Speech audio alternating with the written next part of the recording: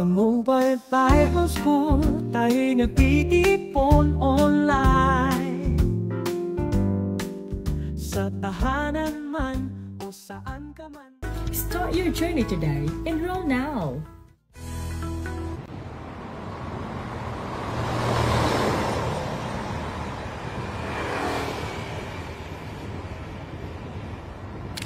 Ama naming Diyos na makapangyarihan sa lahat, pinupuri ka po namin, niluluwalhati ang iyong dakila, banal na pangalan. Sa hapong ito, O Diyos, maniwala po kami kung hindi mo kami sasamahan sa aming program na ito.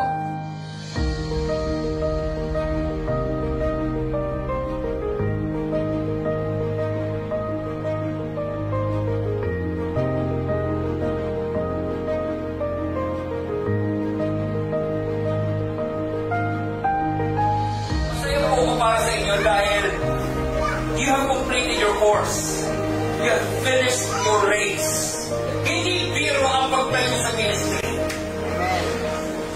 Darating ang araw, kapag maunawaan yung sinasabi ko sa'yo, darating ang araw, maging ang buhay mo, itataya mo sa paglilingkod mo sa Diyos. Handa ka bang itaya ang buhay mo sa paglilingkod sa Diyos? Sino po rito na hanggang inaya ka yung buhay para sa paglilingkod sa Diyos? Your season of preparation has just ended. Yung panahon na kung saan ikaw ay inihahanda ng Diyos, tapos na. Okay? At ito pa maganda. This is now your season of placement. Ito yung panahon na kung saan ilalagay ka na ng Diyos doon sa dapat mong paglagyan. Sabihin mo nga sa katabi mo, kapatid, may kalalagyan.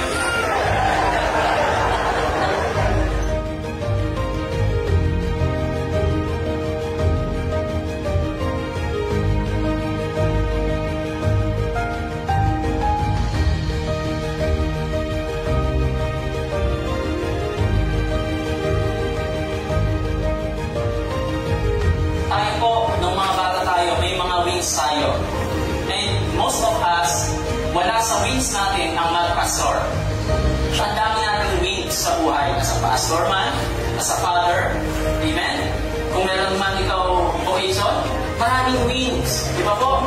Na humahangin sa atin. Pero sabi nga, ang totoong calling natin ay tulad ng apoy sa kandila, na kapag humangin ay maaaring mamatay, or isang apoy na tulad ng nasa baga, na habang humahangin, lalo nag-iinit. Ang problema, pag wala na yung hangin, minsan namamatay. Kaya kailangan natin makipag-fellowship. Baga sa baga, magpaapuyan. Kaya nandito tayong lahat. Amen?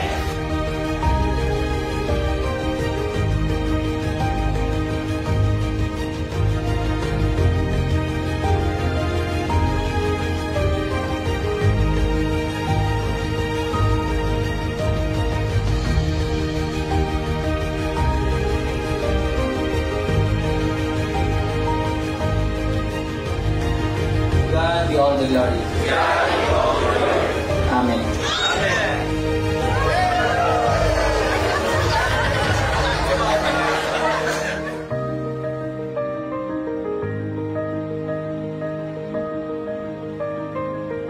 MPS graduation 2025.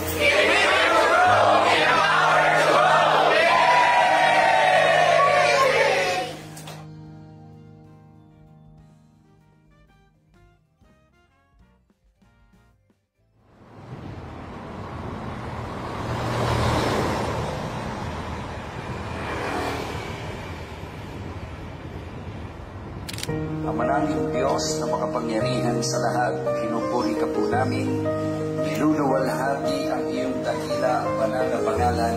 Sa hapong ito, O Diyos, maniwala po kami ng mga participants na nandito po sa Zoom.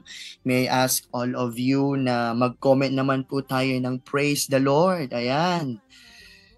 Ayan, and also sa mga nanonood po ng mga sa live stream, pwede ba tayong mag-comment ng praise the Lord? Ayan. Hello po kay Brother Joel de la Cruz, kay Sister GC, ayan.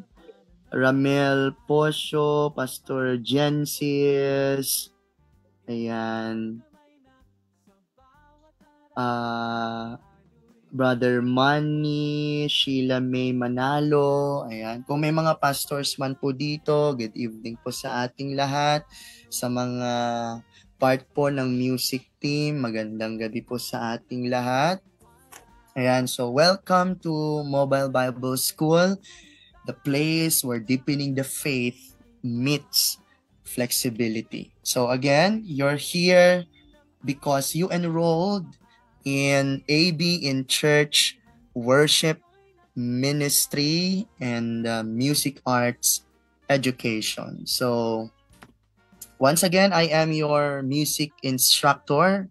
I am Pastor or Sir Joseph Allen B. Ilegado. So, for brief lang po for the Zoom class guidelines, please stay present and visible. Mute when not speaking. You can comment in the chat box if you have concerns, questions, or you can unmute your mic when me as your instructor gives the signal.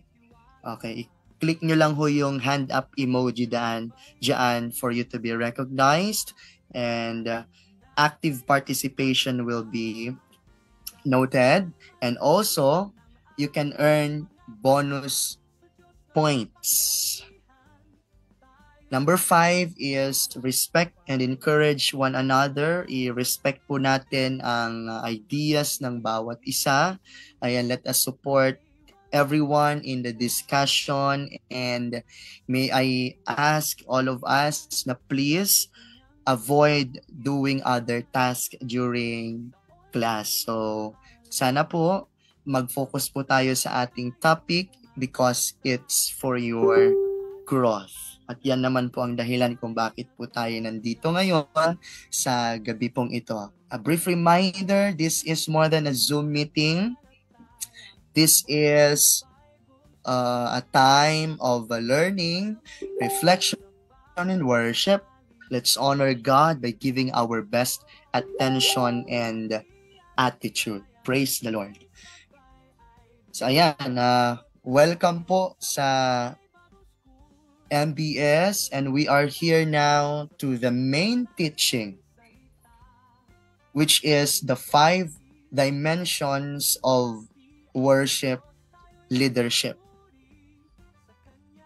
So we will be discussing the chapter 1 of the subject worship leadership, which talks about the definition and doctrine of worship leadership, which has a big question: what is worship leadership biblically and spiritually? So we will be tackling 5 topics here, mga kapatid. I-define natin kung ano nga ba ang pagiging isang worship leader. Pangalawa, we will be talking about doctrinal depth. Yun pong dalawang role ng worship leader. Pang-apat, yung devotion natin sa Panginoong Diyos. And we will be debunking distortions, or we will be exposing some wrong perspectives or wrong mindset pagdating po sa worship leadership. Okay, so fasten your seatbelt, mga kapatid, and we will now start our discussion. I have here some interactive questions. Ayan, pwede ho kayong mag-comment if mayroon po kayong gustong isagot sa katanungan na akin pong i-represent sa inyo. The first question is, if worship leading was a crime, would there be enough evidence to convict you? Ayan, pwede po kayong mag-comment sa comment box. Meron nga ba o wala?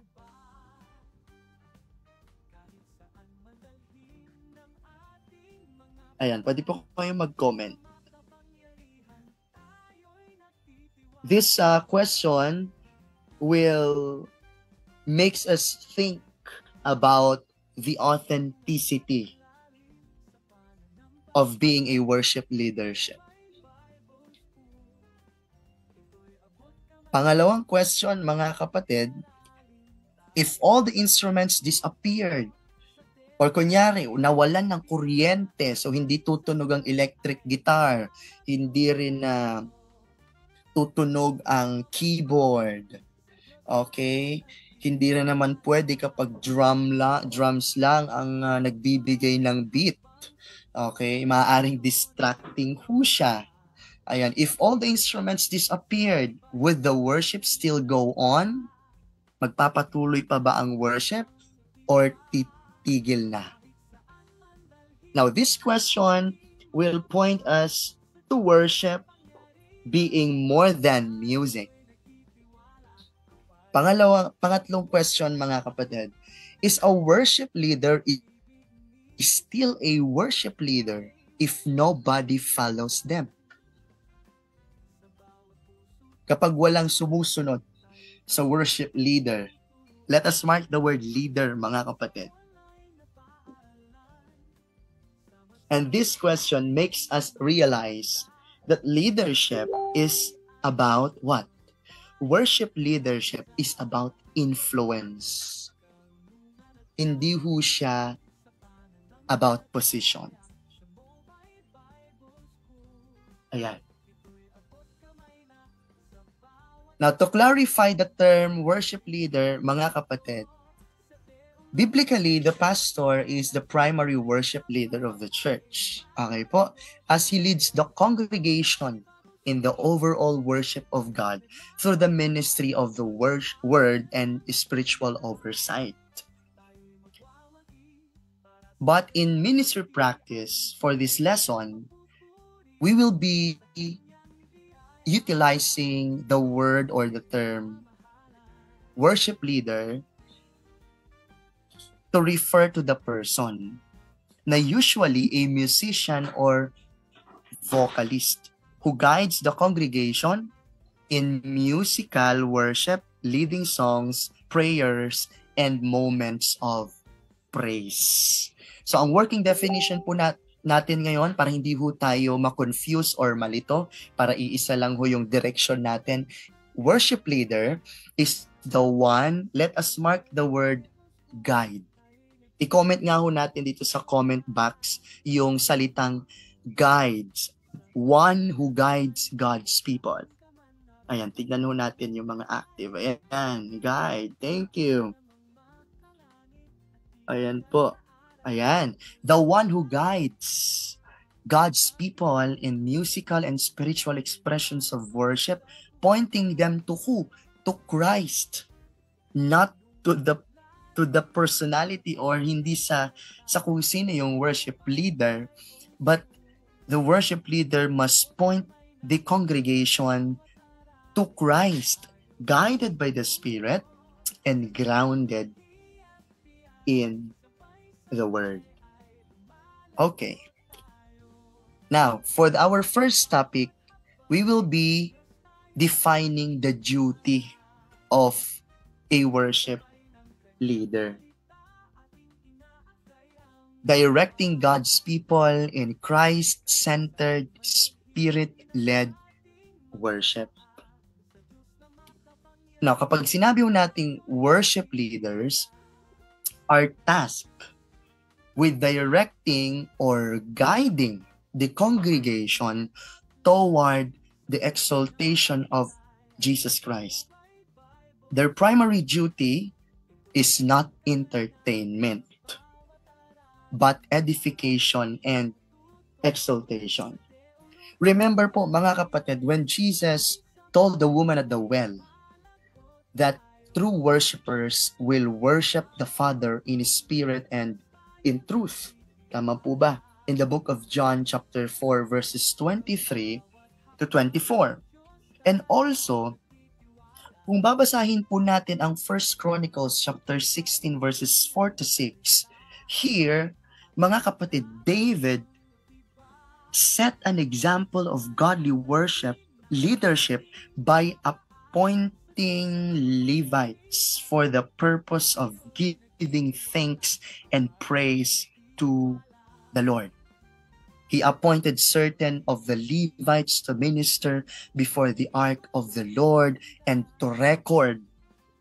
Aba, May recording studio na pala noon, mga kapatid. Nire-record na ho pala ang kanilang mga music. Okay po? And to thank and praise the Lord God of Israel, Asaph the chief, and next to him, Zechariah. Ayan, so his heart was not for performance, but for ushering the people into God's presence. Now, kung mag-o-observe tayo ngayon, mga kapatid, today's culture has blurred the line between worship leadership and stage performance. So marami po mga churches, not to judge, but many churches unintentionally prioritize musical excellence over spiritual direction. So the temptation is strong to impress rather than to lead. Kasi of course, bilang tao, mga kapatid, masarap sa feeling na na-appreciate ka or sinasabihan kanila ng magaling kapag ikaw ay isang worship leader. But we as Christians, hindi yun ang goal natin. Amen po ba? Hindi yun yung aim natin. Ang aim natin kapag tayo po ay nasa music team ay tayo ay magamit ng Panginoong Diyos to guide His people para ma-lift up yung pangalan ng atin pong Panginoong Diyos. Praise God. Now, ang tanong ngayon mga kapatid, what are the qualifications of a worship leader? Yan, yun ang tanong ngayon mga kapatid. Ano nga ba ang makikita natin dapat sa isang worship leader? Alam ko po mga kapatid, sa mga churches po natin, maaaring may mga specified na qualifications tayo mga kapatid. Depende sa culture natin sa loob ng church, depende sa belief system natin sa loob ng church. But these qualifications that I will be teaching to you ay pwede nyo pong ma-adapt mga kapatid sapagkat ito po rin ay galing po sa salita po ng ating Panginoong Diyos at may mga practical qualifications. Now, tignan po natin mga kapatid kung may pagkakatulad po ba. First, ayan, worship leadership mga kapatid. Okay. So, ang qualifications, mga kapatid, is first, a leader must be a worshiper. By the way, I am citing, or my reference here is from the book entitled Exploring Worship, authored by Bob Sorge. First, a leader must be a worshiper. Amen? Hindi pa pwedeng hindi. Pangalawa, someone who has learned daily spiritual discipline. Kailangan makikita natin ito sa mga worship leader. Pangatlo, a leader must be familiar with the style of praise and worship of the church. Pang-apat, a leader must be musically inclined to an acceptable level. Ibig sabihin, musically skilled po yung dapat natin ilagay.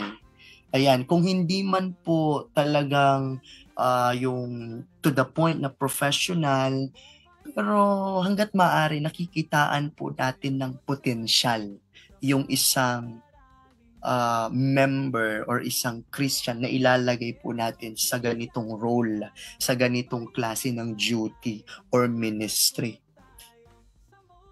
Okay, kapag nakikitaan po natin ng gift sa music ministry yung isang Christian. Panglima, mga kapatid, a leader must have a good reputation in the fellowship or in the church.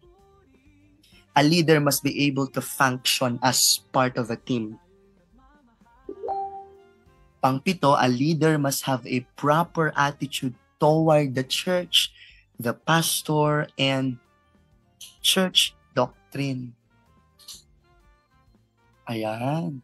Pangwalo, a leader must be willing to commit himself to the position, sacrificing the prerogative to visit other churches or attend special events elsewhere.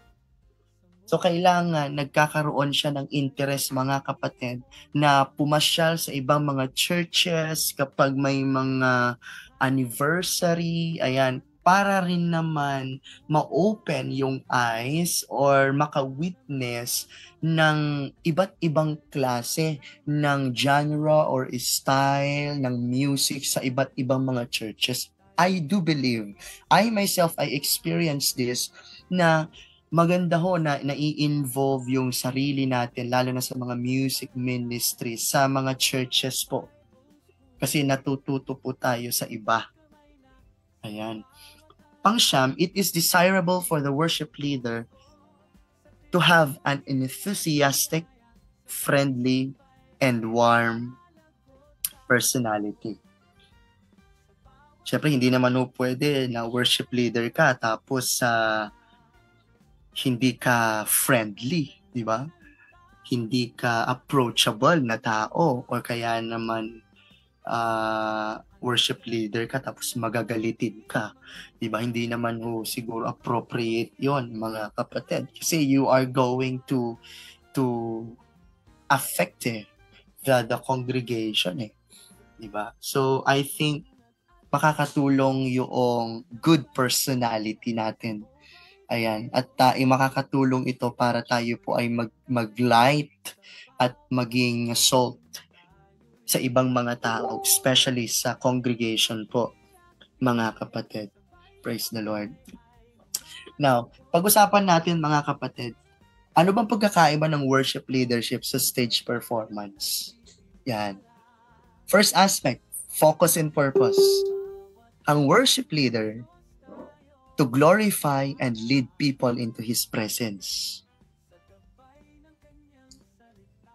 Ang stage performance, mga kapatid, to entertain, impress, or showcase talent.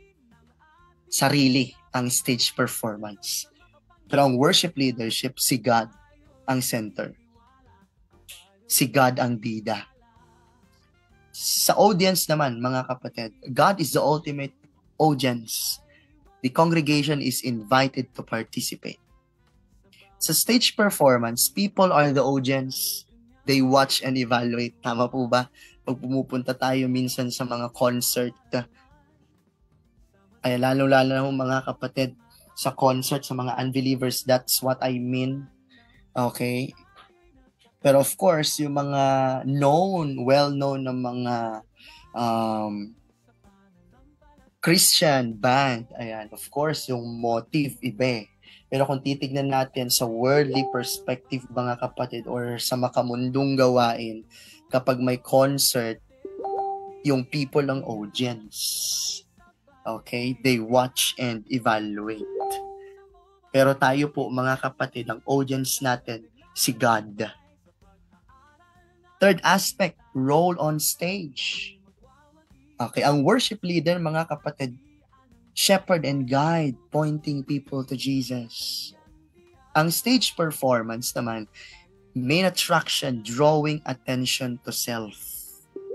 Sa heart motivation, ang worship leadership, surrender, may spirit of humility and service to God.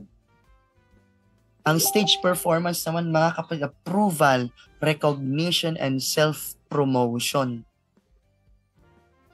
Sa aspeto naman, mga kapatid, ng measure of success, spiritual impact, may buhay na nababago at ang puso ng mga tao ay mas napapalapit sa Diyos.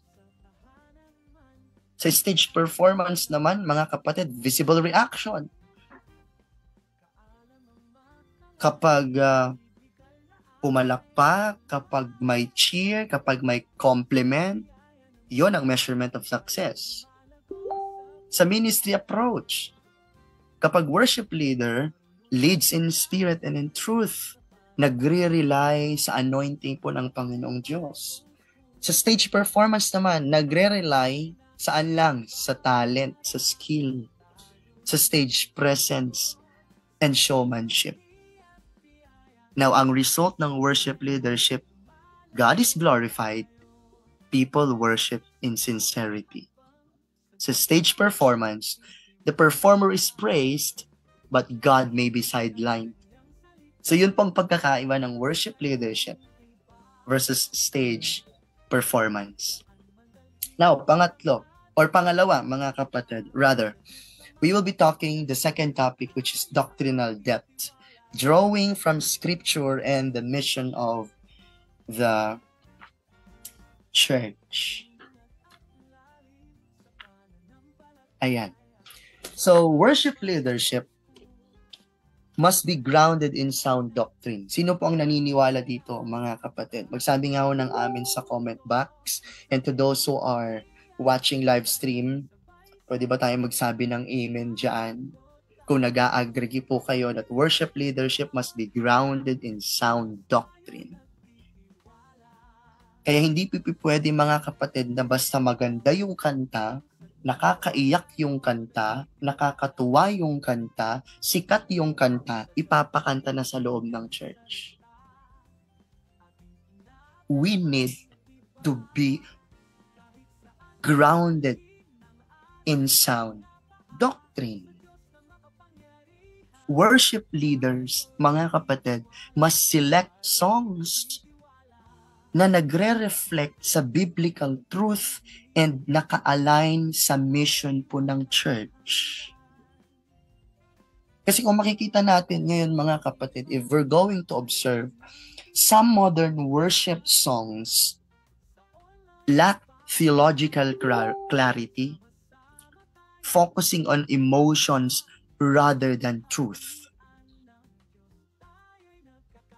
So there is a need, kailangan natin ng discernment, mga kapatid, ng assessment in song selection and a deeper understanding of biblical themes such as grace, redemption, sovereignty, and holiness ng atin pong Panginoong Diyos.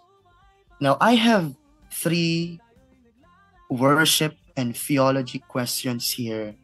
And may I encourage everyone na kung meron man po kayong sagot, okay, pwede ho kayong magtaas ng kamay dyan. Okay, the first question is, why do you think, mga kapatid, okay, before tayo doon mapunta sa sinasabi kong 3 worship and theology questions. Sabi po sa Colossians chapter 3 verse 16, let the word of Christ dwell in you richly in all wisdom, teaching and admonishing one another in psalms and hymns and spiritual songs, singing with grace in your hearts to the Lord. Now the question is, why do you think Paul connects the word of Christ with singing in Colossians chapter 3 verse 16? Yan, pwede po bang may magsagot dyan, mga kapatid? Sino po ang gustong sumagot?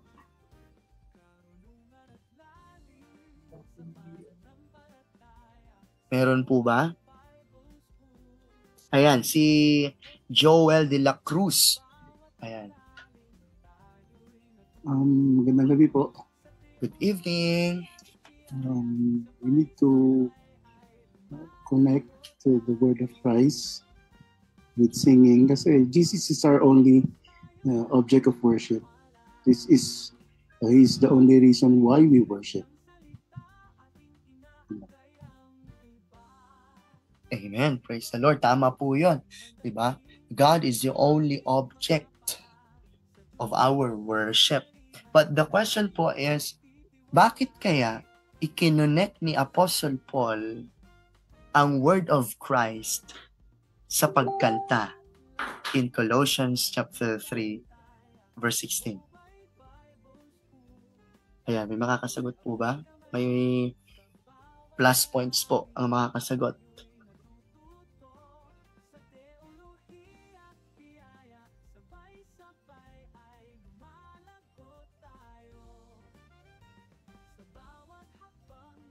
Okay, so ako na lang po muna ang sasagot ha. Obviously, the word and worship are inseparable. Ulitin ko po. The word of God and worship are inseparable. Hindi mo siya pwedeng ihiwalay or paghiwalayin. That's why worship leaders are not only musicians. Worship leaders are also teachers of theology through song. That's why lagi natin nababanggit mga kapatid that worship leaders are theologians or should be theologians. Because if we're going to talk about the mission of the church's mission is to glorify God and make disciples of all nations. Diba yan po ang sinabi mga kapatid. Worship serves both purposes. It glorifies God and forms the spiritual lives of believers. Kaya mga kapatid, kapag kumakanta tayo sa Panginoong Diyos, tayo po ay nag-worship sa Panginoon at lumalago rin po yung ating spiritual life bilang mga anak ng Panginoong Diyos. Tayo po ay mas napapalapit sa ating Panginoon. That's why if you're listening right now na ikaw ay part ng music team or ikaw ay worship leader, napakahalaga po ng role ng isang worship leader. Dahil ikaw yung magpapagamit sa Panginoong Diyos para mag-guide yung congregation para mas mapalapit sila sa ating Panginoong Diyos.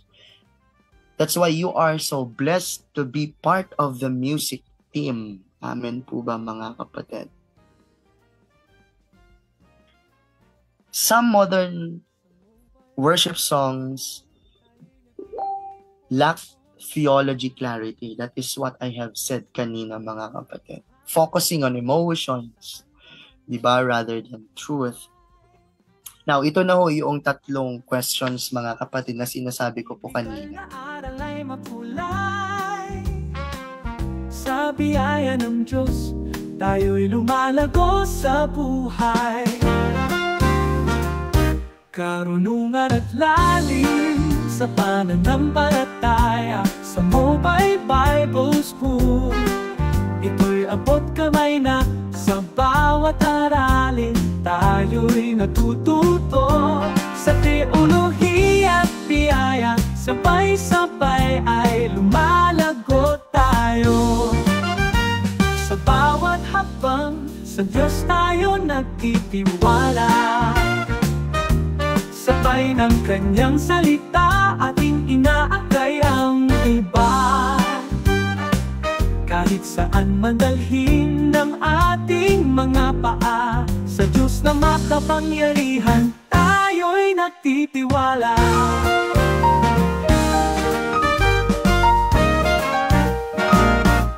Karunungan at lalim sa pananampalataya sa Mobile Bible School. Ito'y abot kamay na sa bawat aralin, tayo'y natututo sa teolohiya at biyaya, sabay-sabay ay lumalago tayo.